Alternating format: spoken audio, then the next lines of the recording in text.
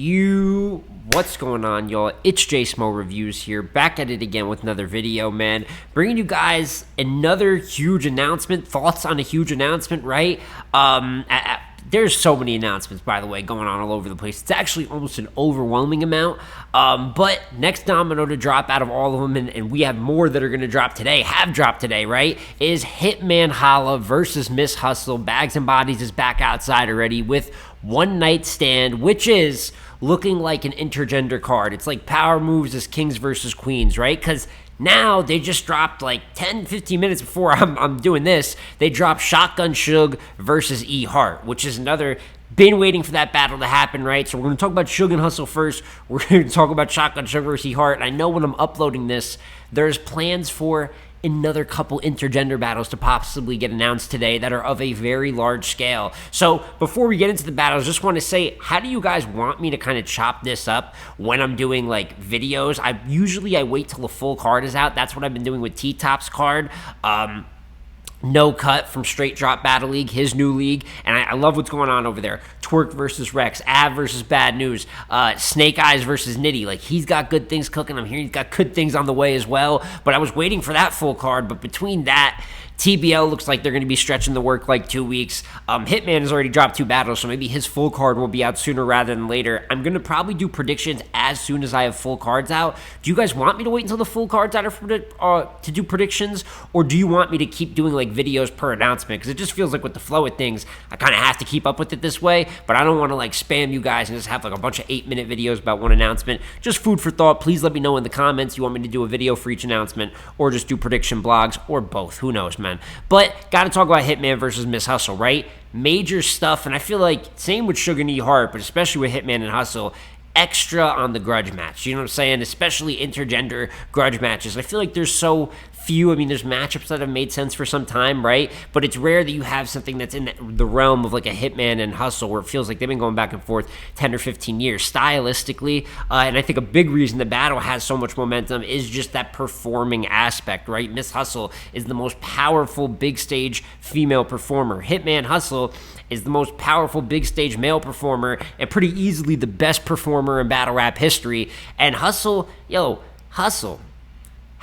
guys gave Jazz a lot of shit for only battling men. No problem, it's a Hitman battle, so I'm not saying this is like a bad thing. Hustle's been battling men for about 21 months straight now.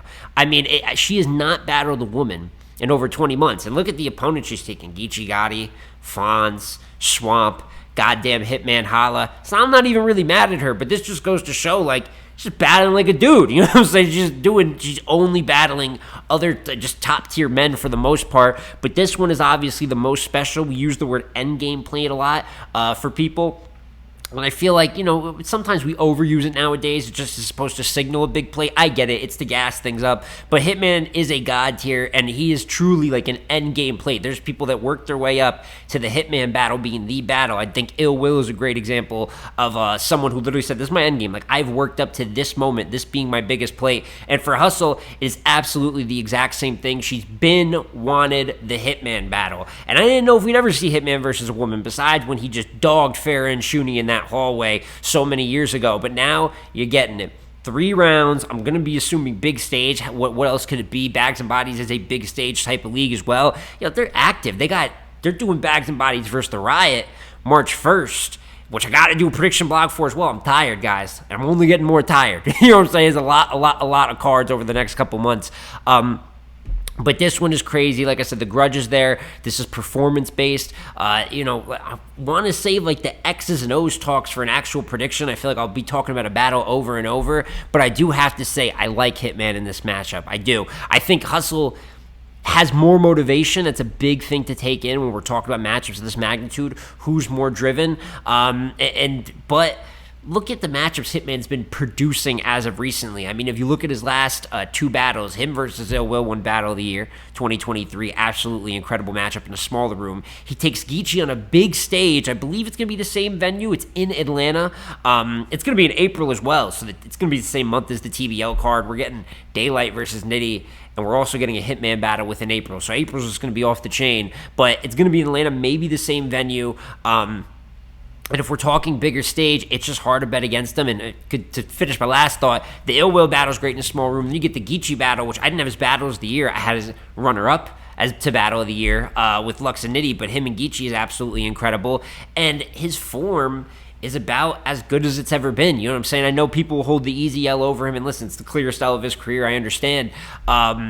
But the production really isn't dropping off. People take L's eventually. Hitman doesn't take that many abundantly crazy clear L's, so it's going to mean a little bit more. But he looks as good as ever. And then on top of that, he's talking about battling 3 to 4 times this year. I mean, there's a lot of people, being that it's going to be the last year of Cody, talking about, I want to be active, I want to make a real run at it. And if this guy's going to battle 3 or 4 times, this could be a good indicator that's really happening, because we're obviously expecting the Twerk plate to happen at some point, right? A Mook and Lux plate, if not both, probably not both. Let's not get ahead of ourselves. But if he's starting with Miss Hustle, this is going to give him a good trajectory early on to have a battle done and possibly get 2 more done, because they're bringing the qualifier down to 3 battles, and that's motivation on Hitman's side as well. So for those that are going to take Miss Hustle in the battle, and like I said, I have to think more and more on it. You know, these are going to be my very initial thoughts, but my prediction blog is really where you get like fully detailed. I am picking a winner, and usually 99% of the time I'm sticking with that winner.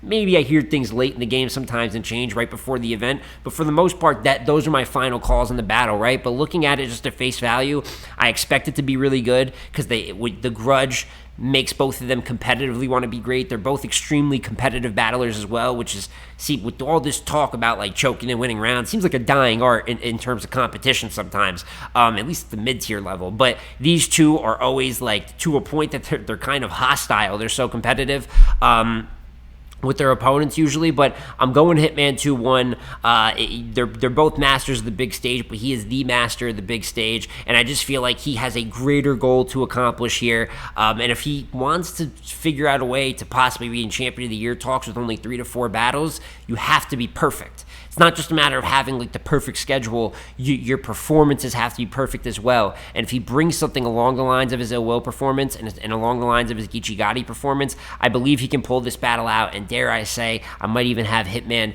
2-1 clear. Also, quickly want to talk about it since it just dropped. EHart versus Shotgun Suge, which I feel like is perfect timing, being that Shotgun Suge's momentum following the Easy the Block Captain battle, right? It's the best that he's looked since 2022 in terms of in the ring.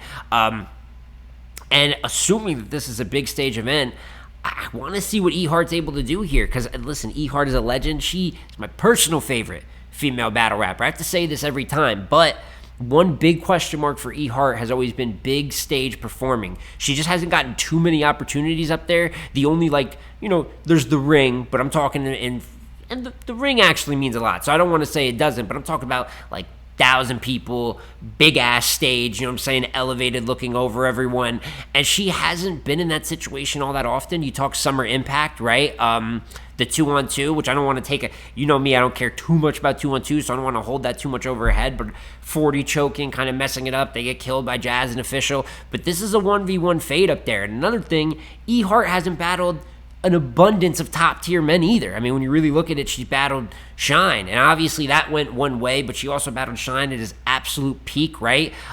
Smaller room, though, COVID-esque room, and that didn't work out too great for her. Shotgun Suge on a stage is dangerous for anybody in the game. As we just saw, Shotgun Suge right now can be dangerous for anyone in the game. He's a huge underdog versus Easy. I think people undersold it a bit. I expect him to be good, but not even that good, to the point that he clearly won the battle. So, little worried for EHart here. Love the matchup. Another Grudge match. You got 2 Grudge matches so far announced for the card, so I'm definitely liking that. But I gotta say, I'm very confident in Shotgun Suge winning this one. I just think the big stage is so much more into his advantage, and I think EHart is a bit of a better writer. Of course, that's what she is, a pen-based battler. But it takes reps on the big stage. It doesn't matter how good you are. Look at Big K. Big K's a top 25 battle rapper of all time. I got nothing but respect for Big K style.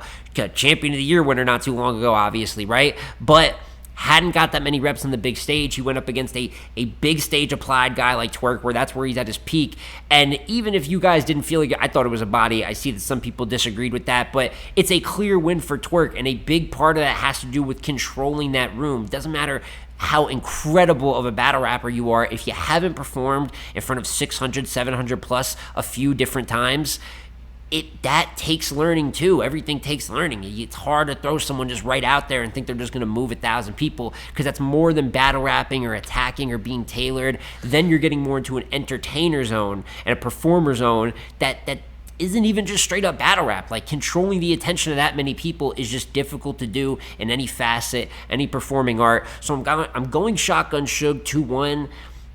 I hate to be like, harsh, but it could even be a 3-0. I just think the situation is that advantageous for him. But I'm a big believer in EHart. This is a huge opportunity for her, kind of a legacy check off, where maybe, if she goes out there and kills it, then I really can't say anything about these big stage allegations in a sense, right? So, and even more so, top tier male allegations in a sense, because the only other one she faced got her out of here. So I'm hoping for a great performance from her, but I'm looking at this one so far, and I'm looking at the gentleman possibly going up 2-0 when we look at the cards. But there is going to be other announcements later. There's a chance that you just see me again today. I might upload a second video again today, because there is just so much going on. But wanted to do this to acknowledge Bags and Bodies, which, like I said, this is technically their second card. Them and Riot, I guess it would count as both of them having a card. That's going down March 1st, and then Bags and Bodies is right outside a month later with the intergender event with One Night Stand. And if Hitman keeps this up, I'm just going to do predictions once the full flyer is out, just because I have to keep up with all these different events, and I don't want anyone to get left out or anyone forgotten. But yeah, let me know, once again, what do you guys want me to do for announcements? I haven't talked too much about T-Top's card yet. I was waiting for the full card to drop, but it's taking forever too. So do you just want me to come out and do predictions for what's out so far? And how do you want me to address the rest of these announcements? Do you want me to just drop a video for each one of them? Or after a couple, maybe just wait up and then do predictions for the full card, so it's not just every day talking about one announcement? But, it's been J Smo Reviews again here, y'all. Like, comment, subscribe, and I'm going to catch you on the next one, man. Peace.